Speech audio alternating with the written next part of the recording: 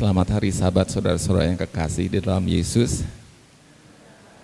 Selamat datang di Gereja Hwaan kepada teman saya, Pak Oman dan Ibu Wawa, juga untuk tamu-tamu yang lainnya, dan selamat datang juga kepada anggota-anggota Gereja Hwaan. Saya berterima kasih sekali karena pada pagi ini saya diberi kesempatan oleh Pak Pendeta untuk berbicara kepada saudara-saudara di sini. Dan saya ini kalau datang ke Gereja Hwaan, saya selalu merasakan seperti saya ini ada di gereja saya sendiri. Terima kasih banyak dengan sambutannya yang hangat untuk saya.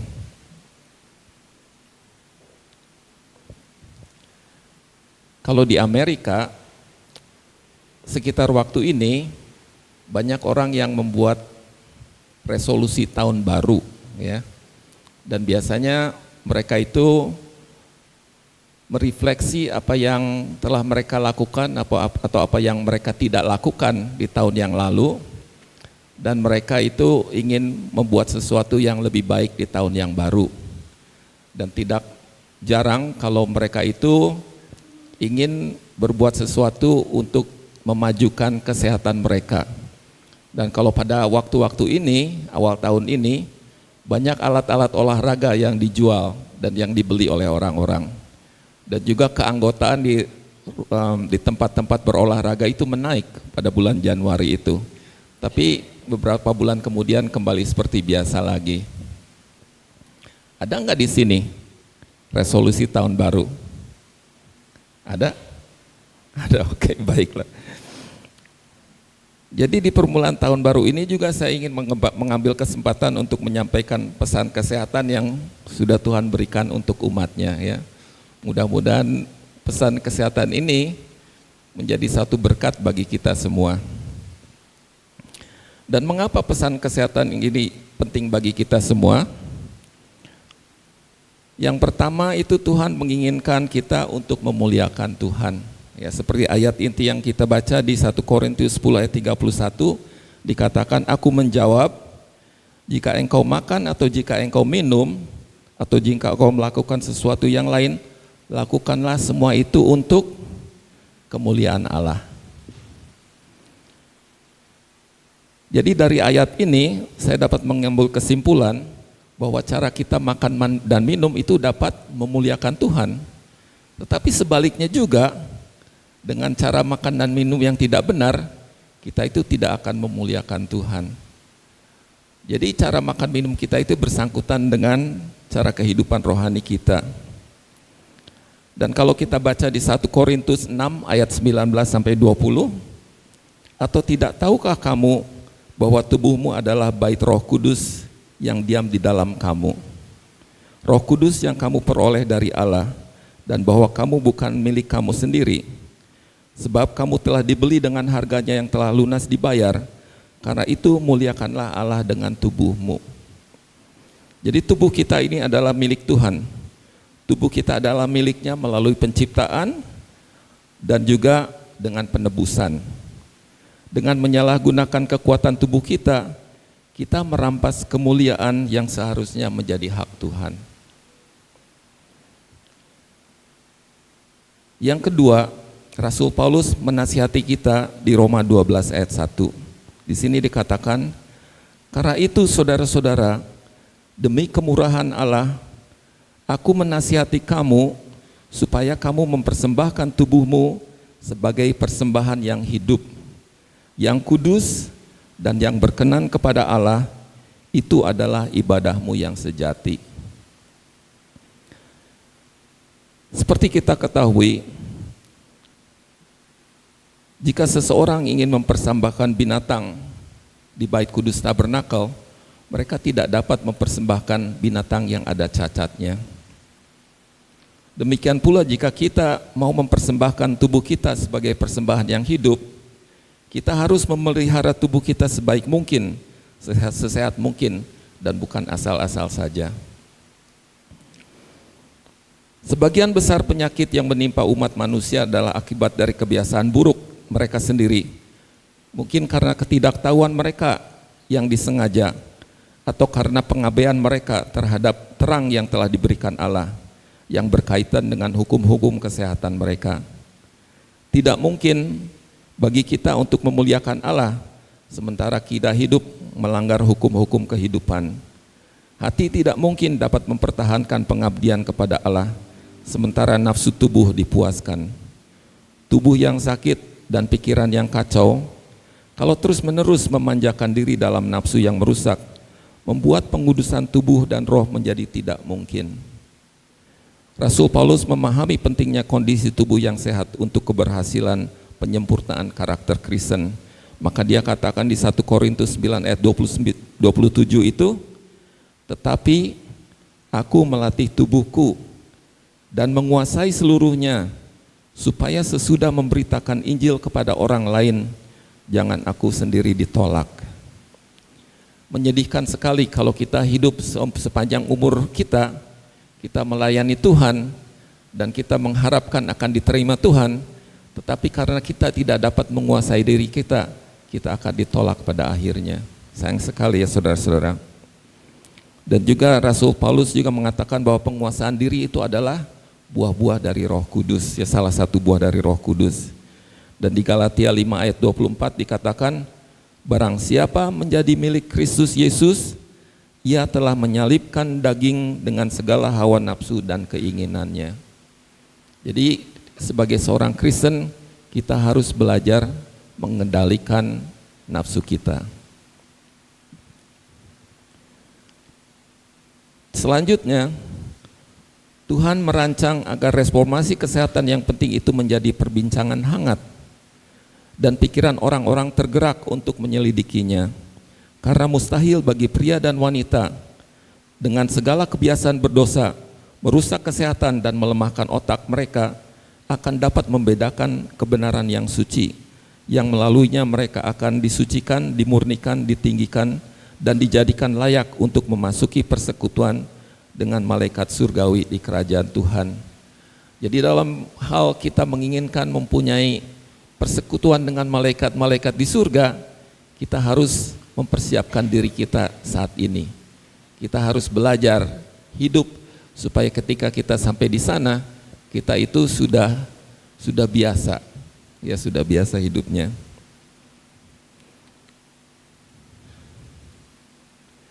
Dan tujuan Allah memberi pesan kesehatan kepada anak-anaknya adalah agar mereka bertumbuh mencapai kedewasaan penuh sebagai pria dan wanita di dalam Kristus.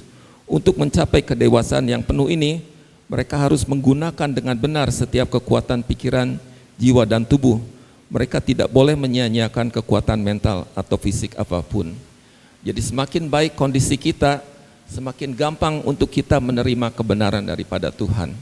Semakin pikiran kita itu berkabut, semakin susah untuk menerima kebenaran yang Tuhan adakan. Dan juga kalau kita pikirkan, kita itu diberi kemampuan oleh Tuhan. Ya, setiap orang mempunyai talentanya masing-masing. Dan talenta ini harus dikembangkan. Dan talenta ini dapat dikembangkan kalau kita ini dalam kesehatan secara jasmani dan secara rohani. Mengapa pesan kesehatan ini penting juga? Karena Bapa Surgawi kita yang Maha Pengasih melihat kondisi manusia yang menyedihkan karena hidup melanggar hukum yang telah Dia tetapkan. Banyak orang yang melakukannya karena ketidaktahuan, sebagian lagi dengan sengaja.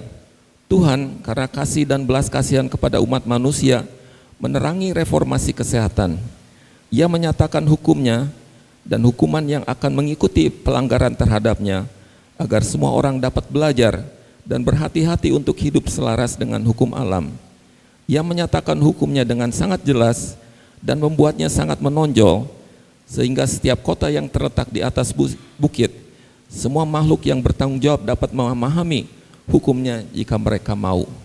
Tetapi ada juga orang yang akan menolak walaupun terang itu telah diberikan kepada kita. Kita ini diberi kebebasan untuk memilih. Tuhan menyatakannya, kita harus memilihnya. Dan pilihan itu ada konsekuensinya, saudara-saudara. Kalau kita memilih cara Tuhan, itu selalu cara yang baik. Kalau kita memilih cara yang berlawanan dengan Tuhan, itu menghasilkan hasil yang buruk dalam kehidupan kita. Mengapa pesan kesehatan itu baik?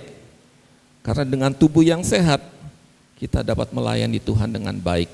Ya. Dengan tubuh yang sehat, kita juga dapat melayani sesama manusia dengan baik. Sedangkan kalau kita ini sakit-sakitan, daripada kita melayani Tuhan atau melayani sesama manusia, kita ini akan menjadi beban bagi orang-orang.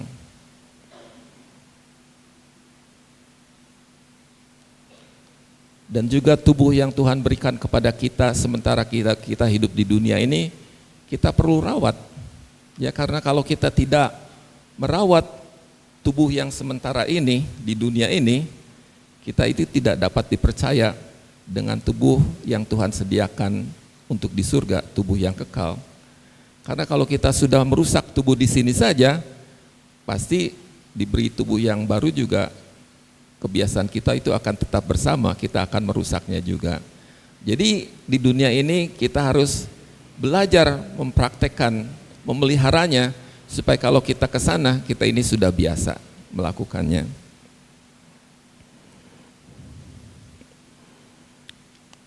Di Keluaran 15 ayat 26, dikatakan firman-Nya, jika kamu sungguh-sungguh mendengarkan suara Tuhan Allahmu, dan melakukan apa yang benar di matanya, dan memasang telingamu kepada perintah-perintahnya, dan tetap mengikuti segala ketetapannya, maka aku tidak akan menimpakan kepadamu penyakit manapun yang telah kutimpahkan kepada orang Mesir, sebab aku Tuhanlah yang menyembuhkan engkau.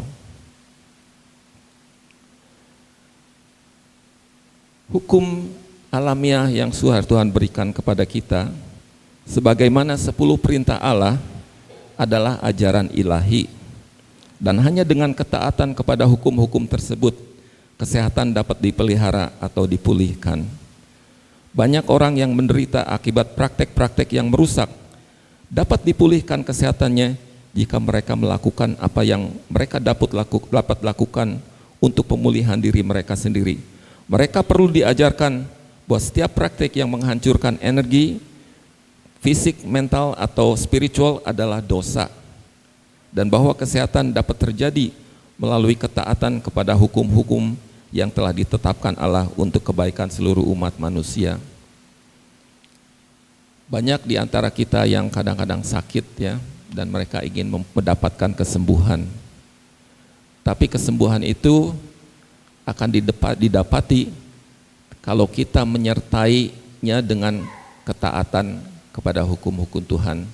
Selama kita merusak diri kita sendiri, Tuhan tidak akan menyembuhkan walaupun kita adalah umatnya.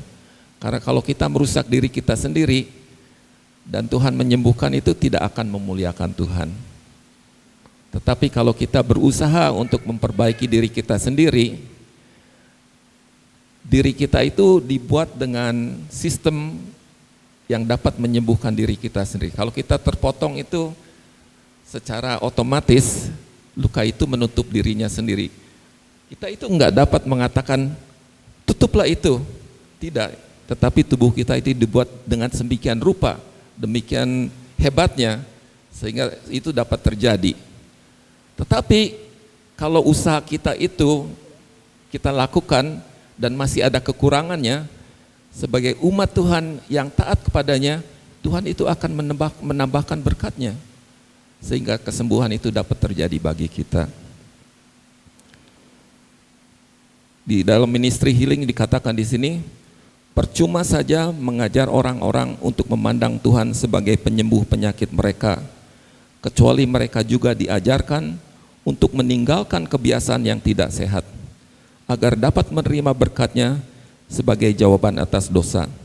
Mereka harus berhenti berbuat yang tidak baik dan belajar berbuat baik. Lingkungan mereka harus bersih, kebiasaan hidup mereka harus benar. Mereka harus hidup selaras dengan hukum-hukum Tuhan, baik secara alamiah maupun rohani.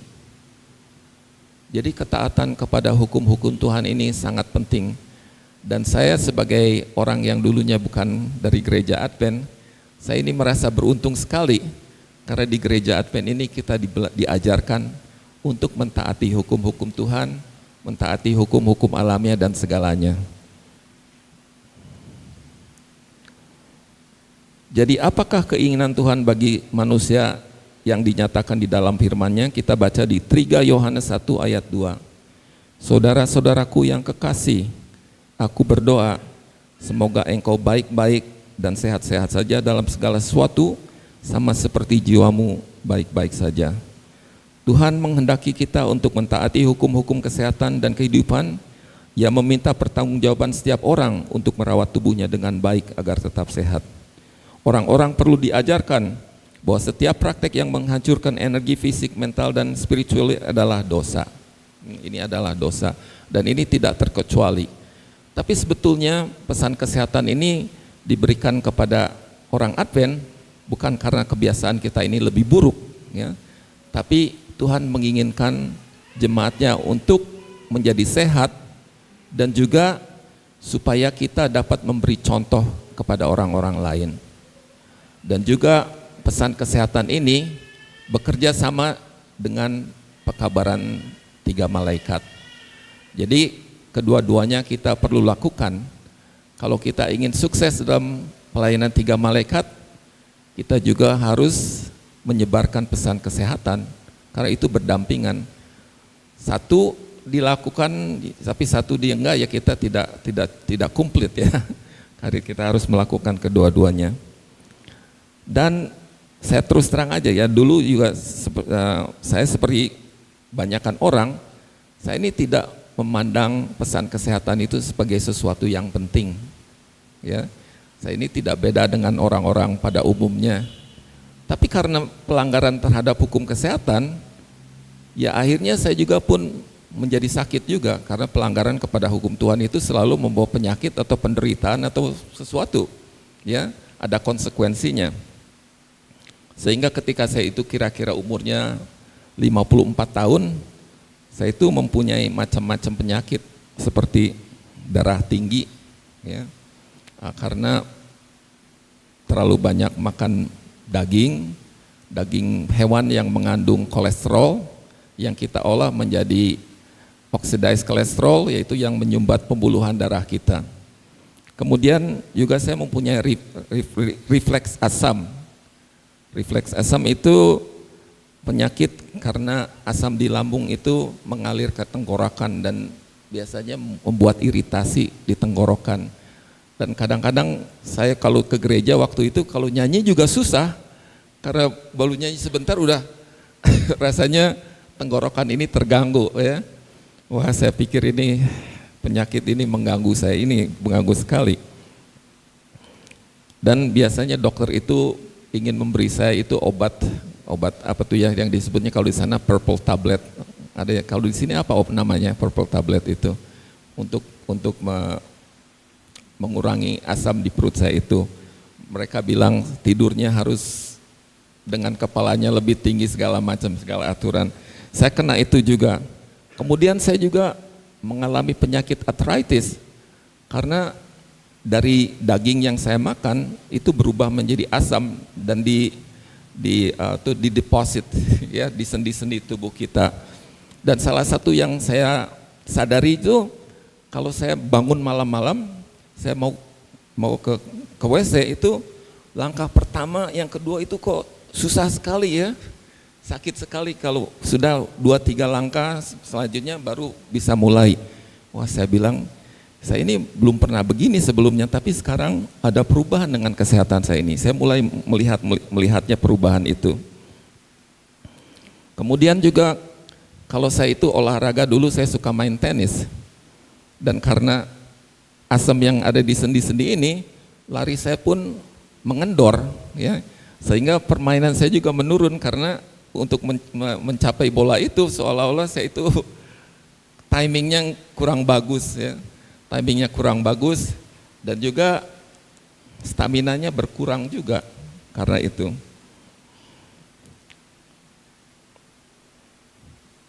Dan ketika saya pergi ke dokter itu, saya itu diberi obat darah tinggi sama dokter saya. Dan saya tanya berapa lama obat ini saya harus mengambilnya. Jawabnya bagaimana? Seumur hidup ya. Kalau kita mengambil obat seumur hidup, artinya obat itu tidak menyembuhkan, Karena kalau obat menyembuhkan kita perlu mungkin seminggu atau 2 minggu ya, baru penyakitnya menghilang, itu menyembuhkan. Kalau kita ngambil obat seumur hidup kita, itu bukan untuk menyembuhkan, tapi sebetulnya untuk menghilangkan gejala-gejalanya aja. Kemudian saya konsultasi dengan dokter yang lainnya. Malahan dokter yang lain ingin memberi saya obat-obatan yang lebih lagi.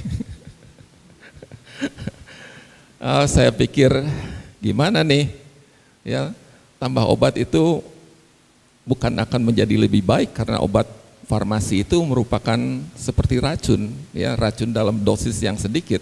Dan kalau kita makan dosis racun sedikit-sedikit, tahun bertambah tahun itu jadi di-accumulate, apa bahasa Indonesianya?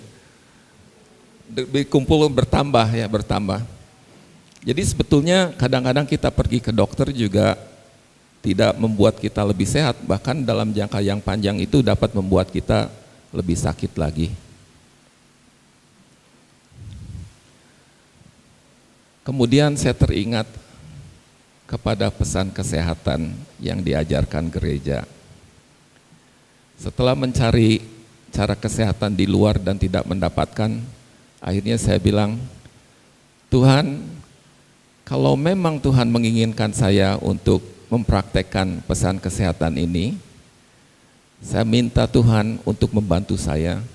Karena dari dulu juga saya sebagai orang Advent tuh, kadang-kadang saya ikut makanan bener on off begitu ya, nggak konsisten. Karena di dalam hati saya itu sebetulnya saya itu kurang mengerti sepenuhnya makna dari pesan kesehatan, atau saya itu kurang mengerti nilai kesehatan itu bagi diri saya sendiri.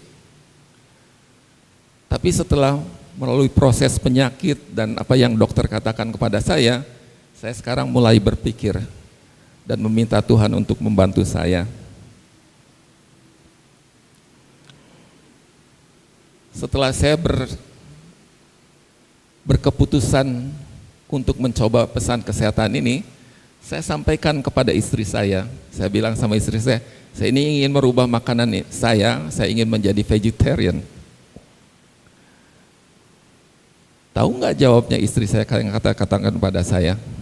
Dia bilang, kalau kamu ingin jadi vegetarian, jangan kamu mengharap saya memasak masakan itu untuk kamu. Dan juga dia bilang, jangan kamu ajarkan anak-anak kita hidup secara itu. Waduh, baru juga membuat keputusan, sudah mendapat tantangan dari rumah sendiri. Tapi saya berpikir, ya biarlah, karena kalau yang sakit itu saya sendiri, bukan dia ya. Jadi saya akan mencobanya juga, dan kebetulan saya itu kalau untuk memasak yang sederhana itu saya bisa memasak sendiri. Saya masak sendiri, saya coba sendiri. Setelah beberapa bulan, saya itu menghadiri pertemuan di perusahaan di rumah sakit itu, dan mereka itu ada mobil untuk meminta darah untuk donor darah itu. Dan saya memberi darah kepada mereka, dan mereka katakan kepada saya sebagai pemberi darah nanti kolesterolnya dicek oleh mereka. Kemudian beberapa hari kemudian saya telepon tempat donor darah itu, dia katakan kolesterol kamu itu 131, total kolesterolnya 131. Saudara-saudara, waktu saya pertama kali pergi ke dokter, kolesterol saya itu sekitar 220. Dan waktu dokter bilang, kurangi makanan daging merahnya, saya usahakan sebaik-baiknya, paling rendahnya itu 175, nggak bisa lebih rendah dari itu. Dan mengapa dokter itu memberi kata kepada saya harus mengurangi makanan daging? Apakah makanan daging itu baik atau buruk? Bagaimana saudara-saudara? Makanan itu buruk, maka dia memberi saran untuk menguranginya. Mereka tidak berani mengatakan untuk sama sekali menyingkirkannya ya. Wah, saya pikir 131 ini pasti laboratorinya, alat-alatnya salah. Alat-alatnya salah. Saya panggil dokter saya yang biasa itu, saya bilang, "Dok, saya ingin periksa darah dan juga udah waktunya untuk dicek up." Nah, kemudian saya itu periksa darah dan kebetulan kalau saya periksa darah itu diambilnya di laboratori punya rumah sakit di mana saya bekerja. Saya pagi-paginya ke laboratori sebelum saya makan apa-apa. Kemudian siang harinya saya itu ingin tahu sekali bagaimana hasilnya. Nah, saya punya kenalan dan juga dia itu teman dari istri saya sendiri ya. Saya bilang sama perawat yang namanya Edita, saya bilang, "Edita, bisa nggak ambilin hasil laboratori saya ingin lihat." "Ya untuk kamu sih kalau minta ya saya sebetulnya nggak boleh, tapi untuk kamu sendiri secara pribadi kamu minta saya bisa ambilkan." Kemudian dia ambil hasil laboratori itu, dia lihat ya. Dia bilang sama saya, "Hasil laboratori kamu ini bagus sekali. Katanya, kamu ini orang yang sehat.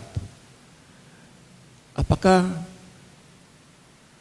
famili kamu serumah melakukan apa yang kamu lakukan?" Saya bilang, "Sayangnya tidak. Saya kasih tahu apa yang istri saya katakan kepada saya sama dia." Dia bilang, "Jangan khawatir, nanti saya bicara sama istri kamu." Ya saya sih nggak mengharapkan apa-apa ya dari perkataannya, karena dia itu bekerjanya siang hari, istri saya bekerja malam hari dan mereka jarang bertemu. Tetapi kira-kira 3 minggu kemudian saya pulang ke rumah dari pekerjaan, istri saya masak masakan vegetarian. Jadi Tuhan itu mungkin mempunyai cara sendiri untuk membantu saya dalam hal ini. Ya buka jalan melalui temannya. Tapi kalau hati saya pikir sendiri, istri saya ini nggak dengar suami, lalu dari orang lain dengar. Tapi tidak apa-apalah. Yang penting itu saya mendapat bantuan dan Tuhan yang membuka jalannya untuk saya itu. Dan dari hasil tes darah itu, saya pergi ke dokter. Dan pada waktu itu, tubuh saya pun turun beratnya kira-kira 5 kilogram. Ya. Saya seringkali berusaha diet ini, diet itu, pengen turun berat badan, nggak pernah terjadi. Tapi sekarang secara natural, karena kalau kita itu tidak memakan daging atau minyak-minyak itu dikurangi, minyak-minyak, lemak-lemak itu kalorinya tinggi ya, 9 kalori per gramnya itu. Jadi otomatis tubuh kita itu menyesuaikan dan menurut. Dan ketika dokter itu melihat berat badan saya turun, dia tanya, "Kenapa berat badanmu itu turun?" Dokter itu selalu ketakutan kalau seseorang itu turun berat badannya tanpa alasan. Ya. Saya bilang, "Dokter, saya merubah cara makan saya. Sekarang saya sudah tidak makan daging lagi. Sudah waktu itu kalau nggak salah sudah 4-5 bulanan ya." Dan dokter itu kemudian melihat hasil daripada tes laboratori saya. Kemudian dia itu ambil iPhone-nya, dia buka aplikasinya. Dia bilang, "Ini data waktu pertama kali saudara datang ke saya di kantornya itu." Dia masukin data-datanya. Dia bilang, "Waktu saudara itu datang pertama kali kepada saya, resiko sudah Bapak untuk mendapat penyakit jantung itu, mendapat serangan jantung itu di atas 30%. Dia bilang sama saya. Dan dia memberikan penerangan selanjutnya bahwa kalau resiko kita itu misalnya 50% atau 75%, mereka bilangnya tetap di atas 30%. Jadi di atas 30% itu bisa lebih tinggi dari 30%. Kemudian dia masukkan data-datanya yang pada waktu itu, yang sekarang gitu ya. Dia masukin, dia pencet itu hasilnya, dibilang sekarang resiko Bapak untuk mendapat serangan jantung itu 13%. Ya. Jadi dia bilang, kalau seandainya resiko Bapak itu dulunya 30% saja, Bapak itu sudah memotongnya lebih dari 50%. Karena 30% menjadi 13%, itu jatuhnya 17%. Saya itu heran sekali ya, dengan ketaatan, dengan melakukan pesan kesehatan ini, kok hasilnya luar biasa sekali. Dan ada satu kalimat yang dia katakan kepada saya yang saya tidak pernah duga dengar dari seorang dokter. Dia bilang begini kepada saya, seandainya semua pasien saya itu melakukan apa yang kamu lakukan, dia bilang, enggak ada seorang pun yang memerlukan obat-obatan. Saya pikir di dalam hati saya, kenapa Bapak tidak memberitahu kepada saya sebelumnya? Tapi mungkin seperti kebiasaan di dokter di Amerika, mereka tidak memberitahukan itu, mungkin karena mereka mendapat komisi dari pabrik obat-obatan. Ada nggak di sini farmasi yang memberi komisi begituan? Dan apa yang terjadi selain itu? Darah tinggi saya pun menurun, karena kalau kita tidak mengambil kolesterol dari luaran, dan kita berolahraga, kita kena sinar matahari, dan kalau kita itu memerlukan kolesterol lebih banyak dari tubuh kita itu mengingat, oh ada kolesterol ekstra di bulu-bulu darah yang saya dulu kasih. Secara pelan-pelan itu kolesterol itu diolah lagi oleh tubuh kita, sehingga bulu darah pun lebih membuka, dan dengan demikian darah tinggi saya pun menurun juga. Dan pada satu saat, akhirnya saya bisa berhenti dari mengambil obat itu. Inilah kesembuhan yang Tuhan berikan itu lebih manjur daripada ilmu kedokteran saat ini. Selain itu, penyakit asid refluksnya pun menghilang juga. Dan saya kembali bisa bernyanyi di gereja juga ya, bisa berbicara. Bagaimana dengan asid-asid yang di sendi-sendi ini secara perlahan-lahan pun menghilang, sehingga pada satu saat saya bangun malam-malam itu mau ke WC tuh kok gampang sekarang, nggak susah-susah lagi. Dan juga dalam permainan tenis saya itu juga larinya kembali menjadi lebih cepat lagi, ya. Bukan saja menjadi lebih cepat lagi, bahkan staminanya pun menaik. Kalau dulu bisa main 2 jam, sekarang saya bisa main 3-4 jam. Staminanya menaik juga. Jadi keuntungan kita untuk mengikuti pesan kesehatan ini luar biasa sekali. Makanya saya itu berterima kasih sekali kepada Tuhan apa yang Dia sudah perbuat. Padahal usaha yang saya lakukan itu tidak begitu banyak sebetulnya. Teman-teman saya seringkali bilang, kamu ini orang bodoh ya, kamu hidupkan sehari sekali aja, kenapa enggak makan aja? Makan aja, enak kan katanya. Mereka tidak mengerti bahwa kalau kita membiasakan diri kita memakan makanan yang sederhana, makanan yang sederhana pun menjadi enak. Dan bukan saja makanan yang sederhana itu enak, segala macam makanan sederhana pun menjadi enak. Saya tidak mempunyai persoalan dengan menikmati makanan seperti sebelumnya, ya.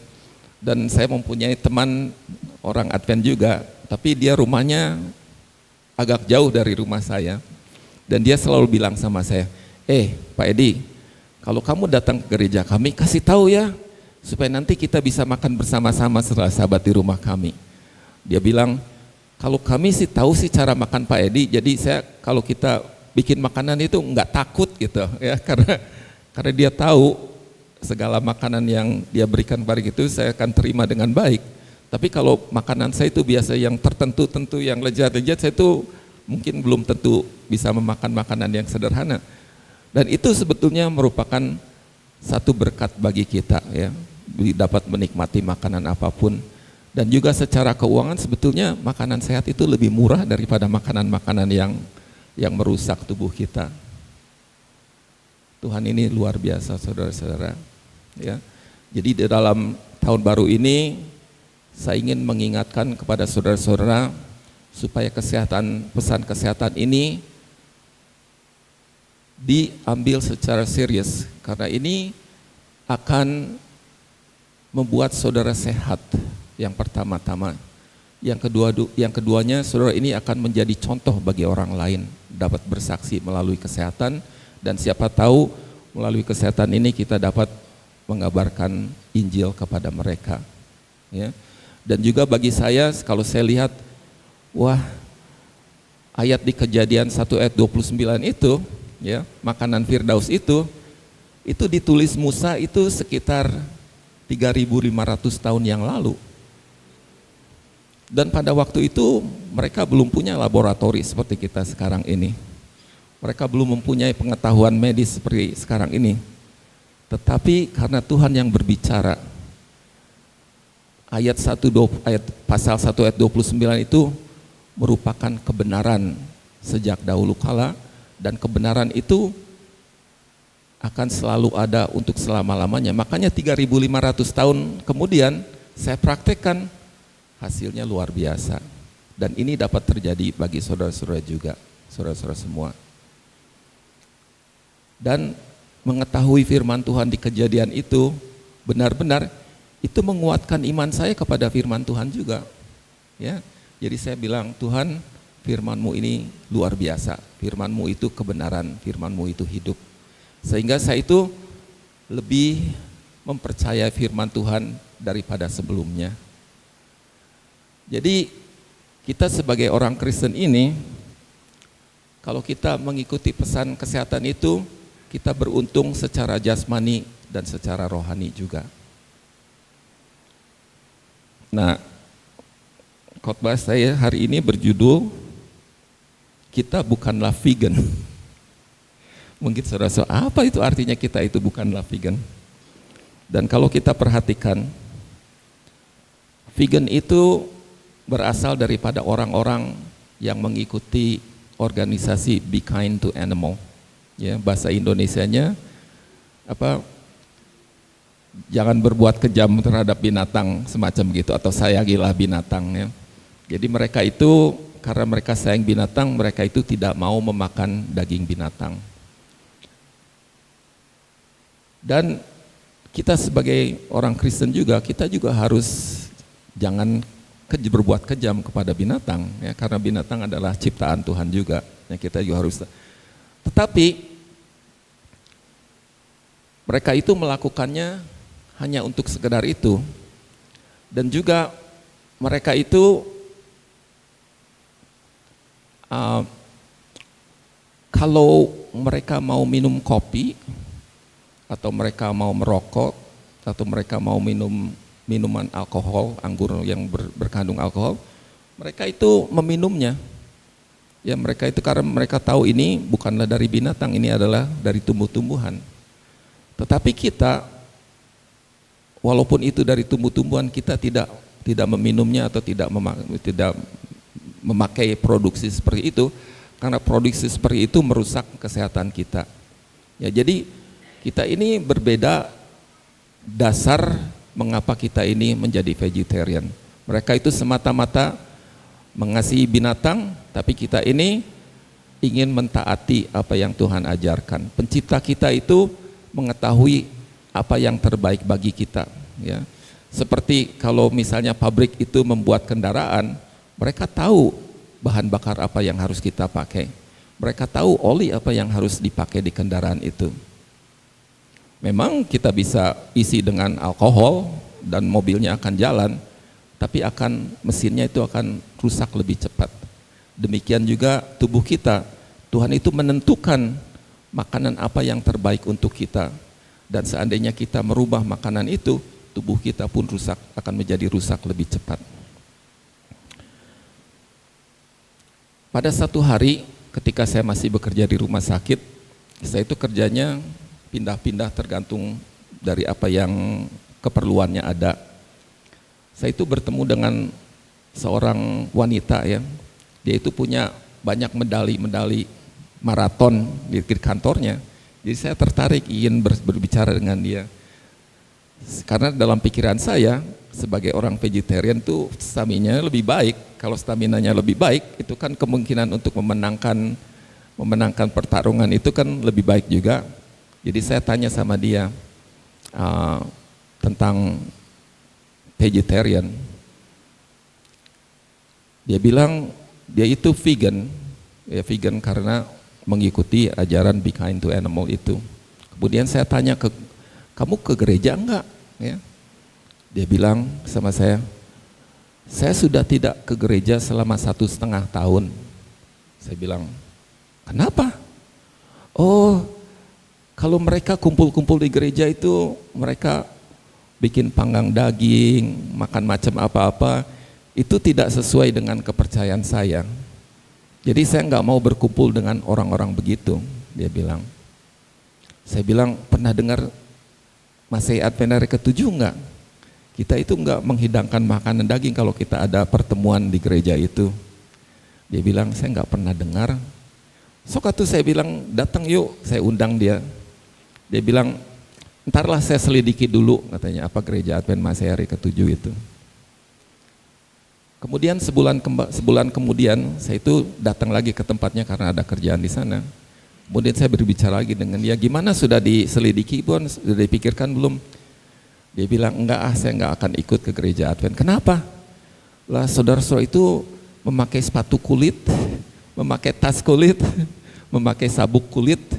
Nah, jadi saya juga enggak mau setuju untuk datang ke gereja Advent. Jadi saya itu kaget ya, kok ajaran vegan ini dapat menjadi sesuatu membuat seseorang tidak datang ke gereja untuk berbakti kepada Tuhan.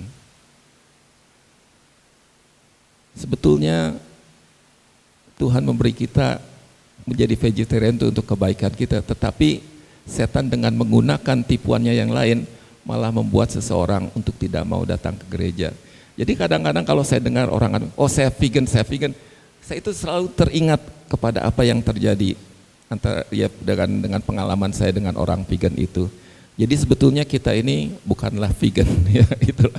Kita ini lebih cocok disebutnya total vegetarian. Total vegetarian. Jadi walaupun kita itu tidak memakan produksi hewani, kita juga menghindarkan produksi tumbuh-tumbuhan yang tidak baik bagi kita. Dan saudara-saudara, itulah pengalaman saya tentang pesan kesehatan yang saya terima. Dan kalau saya datang ke gereja ini seperti setiap kali ada pesan kesehatan, ada tip kesehatan, saya itu senang sekali mendengar.